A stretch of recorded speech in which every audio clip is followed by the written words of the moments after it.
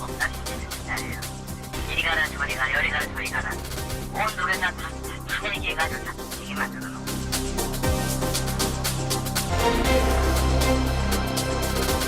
사각지대 발굴에 대해서도 항상 얘기를 해왔고 그런데도 단 한 번도 수급자 숫자는 늘어난 적이 없거든요.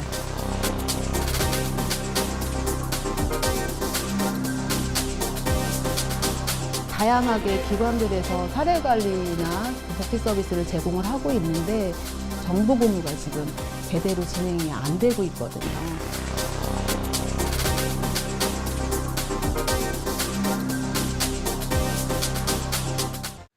OECD 국가 중에 자살률 1위, 바로 우리나라의 얘기인데요. 자, 벌써 8년째 이런 불명예를 이어가고 있습니다. 자, 박혜영 PD, 우리 지역의 상황은 어떻습니까? 네, 우리 모두는 따뜻하고 건강한 복지 사회를 꿈꾸고 있죠. 하지만 누군가에게는 벗어나고 싶은 세상일지도 모릅니다. 실제로 2012년 통계청 자료에 따르면은 자살에 의한 사망률이 가장 높은 것이 세종시로 조사됐고요. 충남은 4위였습니다. 네. 복지 예산 100조 원 시대에도 비극은 계속되는 셈이죠. 네. 이 자살이 우리 주변에 미치는 영향을 생각한다면 더 이상 개인의 문제는 아닌 것 같습니다. 흔히 베르테르 효과라고 하죠. 이 모방 자살도 심각한 사회 문제로 떠올랐고요. 최근에 가족 동반 자살 사건도 잇따르고 있죠. 그렇습니다. 가족 중 한 사람이 자살할 경우 적어도 그 주변 6명은 영향을 받는다는 심리 분석도 있습니다. 때문에 자살은 더 이상 남의 얘기가 아닙니다. 우리 이웃들이 겪고 있는 냉혹한 현실이자 관심을 기울여야 할 사회적 질병인 것이죠. 그 실태를 취재했습니다.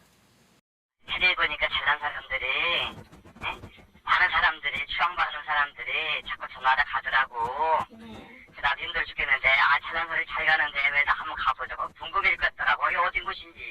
언제 가긴 가겠지만 빨리 가고 싶어서 한번 그렇게 한번 해봤죠. 모든 것을 내려놓은 채 자발적인 죽음을 선택하는 사람들이 늘고 있다. 특히 5명 중 1명은 경제적인 고통 때문인 것으로 드러났는데 최근엔 동반 자살까지 잇따르고 있어 심각한 사회 문제가 되고 있다. 지금 이제 좀 삶이요. 전체적으로 그냥 그 삶 자체에 대한 그런 가치보다는 그러니까 잘 사는 삶일 때의 그 삶이 이제 가치가 있다 이런 생각들을 많이 하시잖아요. 이제 그걸 좀 다른 말로 표현하면 이제 삶이 조건화됐다. 돈이나 건강이나 이런 조건에 의해서 조건화된 삶이라는 거죠. 지난달 서울에서 세 모녀가 생활고를 이기지 못하고 지하 세방에서 세상을 등진 안타까운 사건이 발생했다. 세모녀 같은 경우에 좀 살펴보면 건강보험 가입자였지만 병원에 제대로 다니지도 못했었고 이제 생활비가 부족한 문제를 부채로 해결을 하다 보니까 많은 부채가 좀 쌓여 있었고 이게 좀 많은 상실이나 좌절을 가져줬었던 이유가 아닐까 짐작을 하기도 합니다. 근데 이런 사람들에게 우선적으로 작용을 해야 되는 사회보험들은 제대로 작동을 하지를 않았었고 신용불량자인 두 딸과 식당 일을 하며 생계를 책임졌던 어머니. 이들은 저소득층이었지만 복지 사각지대에 놓여 혜택을 받지 못했다. 결국 마지막 월세와 공과금 70만 원을 남긴 채 생을 마감했다. 대전에서도 40대 가장이 경제적인 어려움 때문에 가족과 함께 떠나겠다며 동반 자살을 하는 등 비극적인 사건들이 발생하고 있다. 전문가들은 이런 극단적인 행동에 대해 혈연 중심 사회의 폐해라고 지적한다. 우리 사회에서 지금 문제가 되고 있는 경제적 어려운 복지 사각지대에 있는 가족들 같은 경우에는 이렇게 어렵게 살고 또 자기가 이제 어떤 가장으로서 내가 이렇게 없을 때 자녀들이 겪어야 될 그 고통을 본인이 마치 이제 그렇게 사느니 같이 죽는 게 낫겠다라고 하는 생각 때문에 나와 너의 삶이 분리되지 않고 이렇게 하나라는 의식이 굉장히 강한 그런 거의 표현이라고 얘기할 수 있는데 그런 면에서 이제 살기도 같이 살지만 죽는 것도 같이 죽는 그러니까 나 없이 너가 사는 삶을 이제 어떻게 보면 인정하지 않는 거죠. 사실 이거는 가족 타살, 친족 살인이나 마찬가지인 거죠. 불안한 미래와 극심한 경쟁 사회. 누군가는 이 속에서 심한 박탈감과 우울함을 느낄지도 모른다. 하지만 아직 우리 사회는 자살을 개인이나 일부 가정의 문제로 치부하고 숨기는 경향이 있다. 그래서 경험자나 유가족을 만나는 것이 쉽지 않은 상황인데 제작진은 어렵게 한 상담센터의 도움을 받아 자살 시도자의 얘기를 들을 수 있었다. 살기가 어려우니까 시간을 생각하면은 모든 사람들이 다 사는데 나만에게 비락비락하 하는 그런 게 못난 생각하다 보니까 그렇게 된 거예요. 멀지 않는 이 세상에서는 없는 사람한테는 맨날 다량 쳇바퀴 그 일이 맨날 눈 뜨면 똑같은 일이고 그나마도 제대로 임금 못 받고 무시당하고 천대받고 그런 직종이 있는데 무슨 희망이 보라고 나겠어요.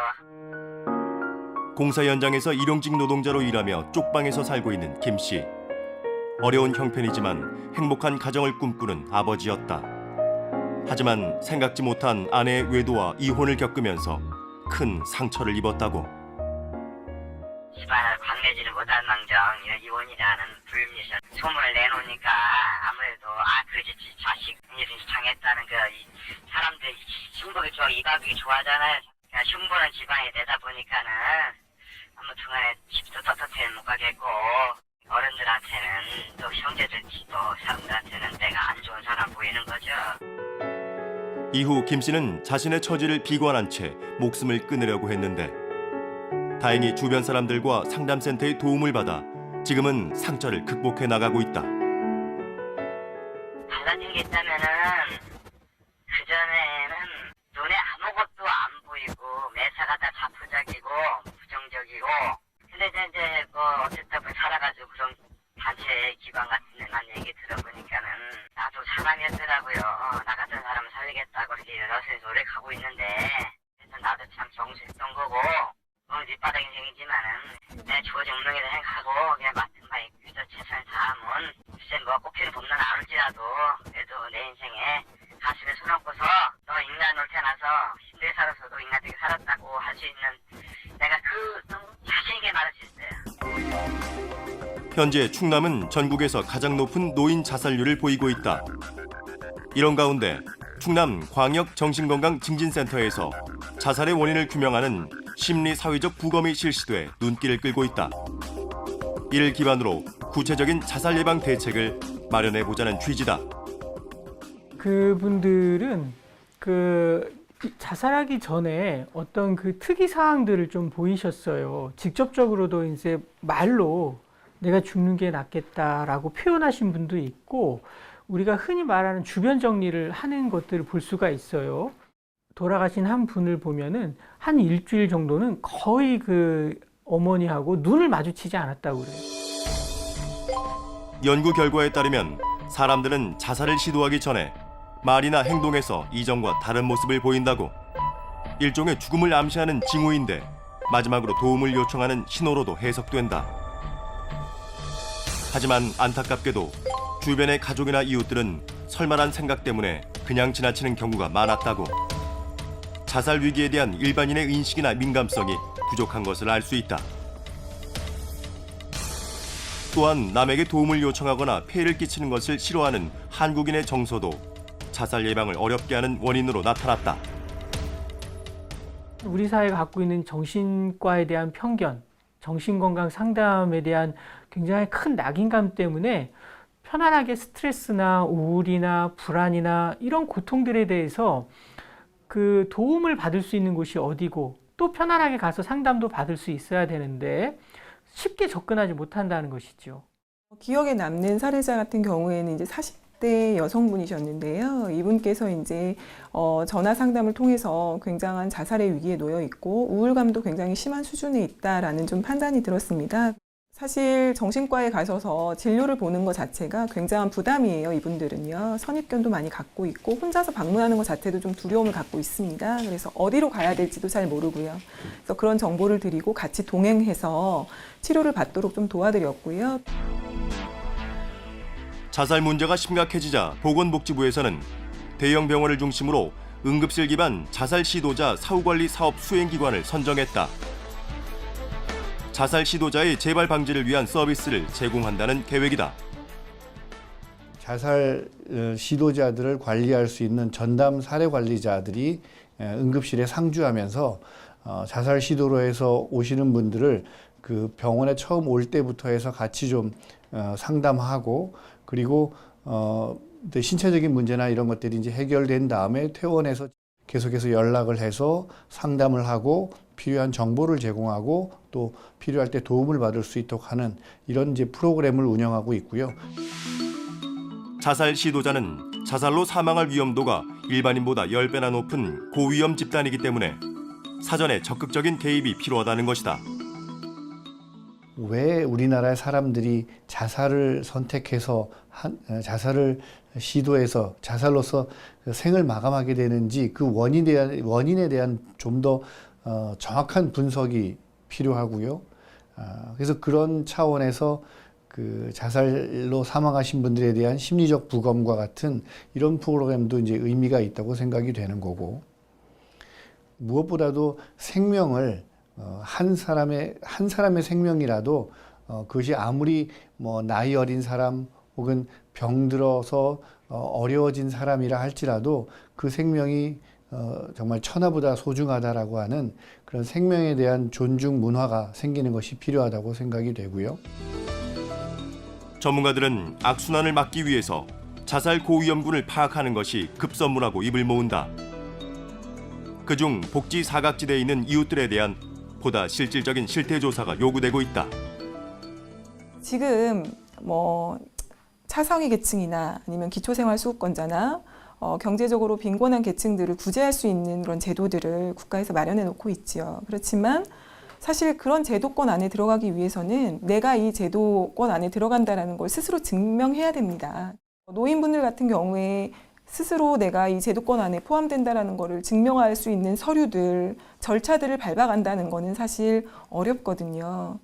이 빈곤이 사실은 그 절대 빈곤의 문제도 있지만 사실 상대적 빈곤도 굉장히 많더라고요. 그러니까 농촌 같은 경우에도 어디 개발되면서 너무 잘 사시고 어떤 데 갑자기 못 살게 되면 비슷하게 살다가 이 빈부격차가 너무 커지면서 생기는 그런 이제 갈등이나 그게 또 다른 관계 단절로 이어지는 뭐 이분들이 이런 어려움이 있다라고 도움을 요청하시기가 굉장히 쉽지가 않다라는 거예요.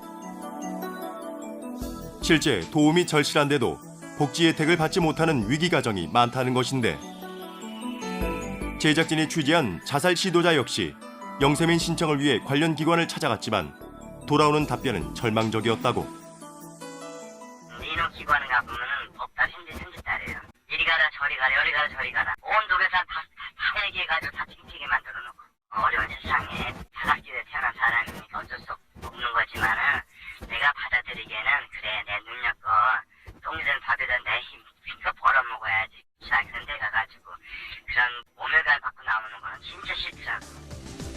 시민단체와 사회복지 전문가들 역시 복지 혜택에서 누락되는 취약계층이 없도록 촘촘한 대책이 필요하다는 목소리다. 지금 기초생활수급자 숫자가 135만 명 정도인데요. 최저생계비를 기준으로 해서 사각지대가 410만 명 정도가 됩니다.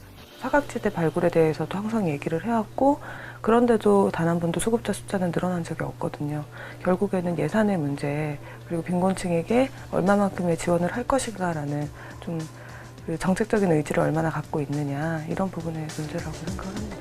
우리 사회가 과연 정말 선진국인가? 우리 사회에서 어떤 그런 이제 안전망에서 떨어져 나간 이런 대상들이 그래도 어느 정도의 그 인간다운 삶을 살면서 어떤 재기를 생각해 볼 수 있는 이런 사회 구조를 갖추지는 못하고 전체적인 평균적인 부의 상승에만 우리가 만족하면서 나가고 있는 사회가 아닌가, 그런 반성을 하게 됩니다. 우리 사회 구성원들이 설마라는 생각 때문에 이 자살 징후를 놓친다는 얘기가 나왔는데요. 미리 알아차리기만 해도 어느 정도 예방이 가능하다는 얘기겠죠? 그렇습니다. 누군가가 극단적인 선택을 하기 전에 주변에서 관심을 갖는 것이 무엇보다 중요하고요. 재시도를 막기 위해서라도 적극적인 개입이 필요합니다. 그래서 자살을 사회적 타살이다라고 하는 견해도 있는데요. 그만큼 사회적인 책임이 크다라는 것입니다. 핀란드의 경우에는 국가가 나서서 자살 원인에 대한 전수조사를 하고 거기에 맞는 대책을 세워서 자살률이 20% 감소하는 효과를 거뒀다고 합니다. 네, 그러니까 우리나라도 이제 해마다 되풀이되는 대책보다는 근본적인 심도 있는 원인을 좀 분석을 하고 또 그에 따른 대책을 세워야 된다 그런 얘기겠죠?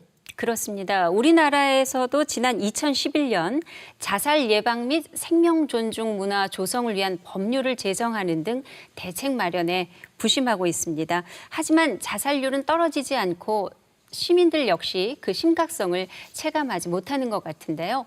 복지 사각지대에 놓인 빈곤층을 보호할 방법은 없는지 함께 고민해 보겠습니다. 잇따른 빈곤층의 자살로 문제가 심각해지자 정부와 지자체가 뒤늦게 복지 소외계층에 대한 일제조사에 나섰다. 기초생활수급 탈락자에 대한 전수조사 등을 통해 위기 가정에 대한 종합대책을 시행하겠다는 방침이다. 하지만 이런 조사의 실효성에 대한 의문이 제기되고 있다.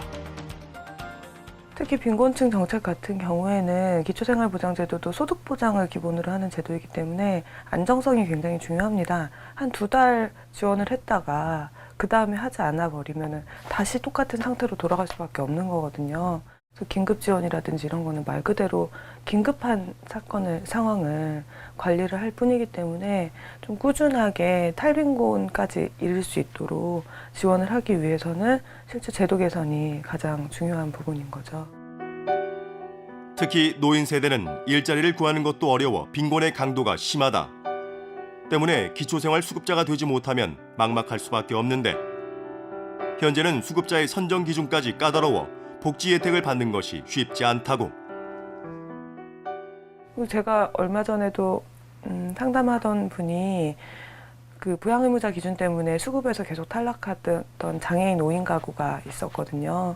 그래서 그 장애인 5인 가구의 아버지의 아버지 재산 기준 때문에 탈락을 하고 있는 거였는데 그 아버지 같은 경우에도 부채가 너무 많아서 사실 재산이 있다고 해도 빚으로 거의 다 꾸려져 있거든요. 근데 그러다 보니까 해결이 도저히 안 돼서 이 두 분이 이혼 신청을 하셨거든요. 그래서 절대 헤어지기 싫은 가족들인데 어쩔 수 없이 이혼 신청을 하는 거예요. 현행 기초생활보장제도의 부양의무자 기준을 보면 신청자가 소득이 없더라도 부양의무자, 즉 자녀의 소득이 증가하면 부모의 수급 자격이 제한된다. 결국 실제 소득이 없는데도 불구하고 지원을 받지 못하는 빈곤층이 생긴다는 것이다. 그래서 장기적으로는 부양의무자 기준을 폐지해야 한다는 주장이 나오고 있다. 기초생활보장제도 어떻게 생각하세요? 이거 너무 좋고 고맙고 이거 없었으면 내가 어떻게 살았을까 싶다. 근데 너무 치사하다는 얘기를 많이 하세요. 소득이랑 조금이라도 안 맞으면 바로 조사가 들어와요. 부양의무자에게 뭐 사실 가족관계가 단절이 되어 있는 빈곤층이 굉장히 많은데 그 허술한 인적 네트워크를 계속 남들에게 증명을 해야 되잖아요. 그러다 보니까 더 가족들 사이가 소원해지거나 개인적인 모욕감에 시달리거나 이런 경우들이 많이 있어요. 끝내 자살을 선택한 서울 세모녀의 경우도 딸이 병을 앓고 있는 가운데 어머니마저 수입이 없었지만 지난해 소득을 기준으로 기초생활수급 대상에서 제외돼 안타까움을 남겼다. 이런 가운데 우리 지역에서는 좀 더 현실적인 지원을 위해 맞춤형 복지 전달 체계를 추진하고 있다. 있는 제도를 알지 못해 혜택을 받지 못하는 사례에 만들어서는 안 될 것이라고 생각이 듭니다. 취약계층의 위기가구 적극 발굴과 복지 서비스 연계 등을 위해 국민의 공감대가 형성될 수 있도록 홍보에도 최선을 다하는 것이 우선이라고 생각이 됩니다. 지난 2012년에는 전국적으로 행복기움 지원단이 발족돼 취약계층의 통합적인 사례관리와 복지 사각지대 해소를 위한 노력을 펼치고 있다. 하지만 사회복지 공무원의 인력 부족과 사례 발굴에 한계가 있는 것도 사실이다. 관에서의 역할도 물론 중요하지만 민간 협력이 제일 중요하다고 생각이 듭니다. 기업체라든지 그 사회단체, 후원 조직 이런 부분에서 복지 자원을 제공해 줄 경우에 복지 대상자들에게 좋은 서비스 연계까지 이루어지기 때문에 사례 관리와 자원 연계 이런 부분에서 서비스가 많이 제공될 것이라고 생각이 듭니다. 이런 문제점을 개선하기 위해 대전에서는 통합사례관리 시범사업이 진행되고 있다. 통합사례관리사와 복지만두레인 보람이 일원들이 동단위까지 찾아가 위기 사례를 발굴하는 것이다. 경험비 빼고 나면 수급비에서 10만 원이 얼마 남더라고요. 예, 그 이제 간식비가 좀 나오더라고요. 근데 그게 뭐지래? 우선 아드님은 이제 수급자시니까 이제 병원 치료받는 게 우선이고 이제 어머님이 돈 버셔서 같이 하시니까 이제 어머님도 도움을 받으시려면 한번 동사무소 오셔서 상담을 받아보셔서 이제 저희가 최대한 도와드릴 수 있는 도와드릴 현장의 목소리를 귀담아 듣고 이웃의 필요를 돕는 복지만둘의 사람들. 맞춤형 복지가 강조되고 있는 요즘 대전형 복지 모델로 중요한 역할을 담당하고 있다. 저희가 그 가가호 다니면서 혹시나 몰라서 나라에 이렇게 좋은 지원 방안이 있는데도 몰라서 혜택을 못 받는 분이 있거나 어려움을 겪고 계신 분들, 그런 분들 찾아가서 발굴하는 작업을 하고 있고요. 우선은 찾아뵙고 상담을 위주로 하고 있고요. 더 어려운 일이 있을 경우에는 사례관리팀이 또 있어요. 통합사례관리사분들이 2명 배치돼 있거든요. 동사무실 가서 우리 파굴었어. 안 해줘가지고 엄청나 서름 받았어. 무엇보다 복지만둘에는 주민들의 자발적인 참여로 공동체 문제를 해결한다는 점에서 타 지역에서도 주목받고 있다.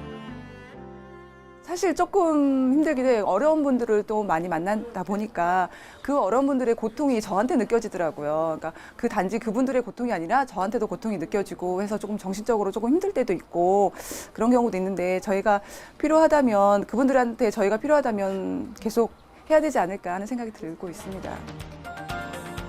통합적인 사례 관리의 중요성이 강조되면서 민관의 네트워크 구축도 진행되고 있다. 도움이 필요한 가정을 적극적으로 발굴할 수 있어 신속한 대처가 가능하다고. 사례관리를 그 시범 사업을 하기 전, 접근성 있게 시범 사업을 시행하기 전과 후에는 분명히 위기도의 그 감소율이 차이가 꽤 크게 나타나고 있습니다. 그래서 이제 지속적으로 가까이에서 누군가가 나를 도와주는 사람이 가까이에서 있고 내가 언제든지 찾아갈 수 있는 위치에 또 이렇게 장소에 있다라는 것들은 그 위기 가정들한테 굉장히 안도감이 되고 도움이 되는 거거든요. 또 지금의 복지제도는 본인이 신청하지 않으면 작동하지 않기 때문에 접근성을 강화해야 한다는 요구도 높아지고 있다. 복지 사각지대를 지금 논하면서 그 서비스에 대한 그 중복과 누락이라는 부분도 저희가 놓칠 수 없는 부분입니다. 그래서 다양하게 기관들에서 사례 관리나 그 복지 서비스를 제공을 하고 있는데 정보 공유가 지금 제대로 진행이 안 되고 있거든요. 그렇다 보니까 복지병을 운운할 정도로 서비스를 많이 또 받는 분들이 생기고, 그리고 조금 전혀 이 사업의 혜택을 몰라서 아예 서비스의 지원을 못 받고 계시는 분들도 발생이 되거든요. 우리 사회가 이게 이제 자원이 한정될 수밖에 없는 상황이고요. 이거를 이제 잘 활용하기 위해서는 얼마나 그 서로 간의 소통을 잘하고 네트워크를 잘하느냐, 이게 이제 어떤 그 성패를 좌우하는 굉장히 중요한 그 핵심 요소가 될 것 같아요. 민간이 갖고 있는 강점은 이제 융통성이 있고 다양하다는 것이고, 또 공공은 굉장히 조직력이 있고 또 어떤 체계성을 갖추고 있다는 거기 때문에 이들 간의 협조가 반드시 이루어져야지만 다양한 서비스가 골고루 이제 배치가 될 수 있다라는 거죠. 삶의 막다른 골목에 내몰린 사람들. 해마다 이들을 지원하기 위해 복지 예산을 늘리고 사회복지 공무원의 수도 증원하고 있지만 여전히 우리나라의 빈곤율은 OECD 국가 중 높은 수준이다. 결국 이들을 보호해줄 사회 안전망이 제대로 작동하지 않았다는 것인데, 앞으로 우리 사회가 타인의 고통에 둔감해지지 않도록 세심한 주의를 기울여야 할 것이다. 이제 정부가 맞춤형 복지를 실천하겠다라고 나섰는데 과연 제도가 현실을 잘 반영하고 있는지는 모르겠습니다. 최저생계비를 보장받아야 할 취약계층은 많은데 오히려 수급자는 줄었다고요? 네, 빈곤율은 높은데 기초생활수급자는 줄고 있습니다. 왜냐하면 정부의 부정수급자를 가리기 위한 자격심사가 까다로워졌고요. 또 수급자가 실제 소득이 없어도 부양의무자 기준에 걸려서 지원 대상에서 탈락하는 경우도 많습니다. 이렇다 보니 사각지대에 있는 서민들은 복지가 남의 얘기일 수밖에 없는데요. 제도 개선에 대한 논의가 필요할 것 같습니다. 정부와 지자체의 노력만으로는 분명히 해결하기 힘든 부분도 있을 것 같습니다. 근데 다행히도 최근 일부 민간에서 위기가정 발굴을 돕고 있다고요? 그렇습니다. 극단적인 상황에 놓이지 않도록 사전에 예방하는 것이 중요한데요. 그 대안으로는 민관의 협력, 또 마을 단위의 네트워크가 강조되고 있습니다. 대전의 경우 지역민들의 참여로 이루어진 복지만두레가 이런 역할을 하고 있고요. 요즘은 보건소에서도 마을 대표자들을 대상으로 생명사랑 지킴이 교육 등을 실시해서 자살 예방 사업을 하고 있습니다. 이렇게 서로에 대한 따뜻한 관심과 좀 더 현실적인 대안이 마련이 된다면 우리 사회가 좀 더 건강해지지 않을까 싶습니다. 네, 자 박혜영 PD 수고하셨습니다.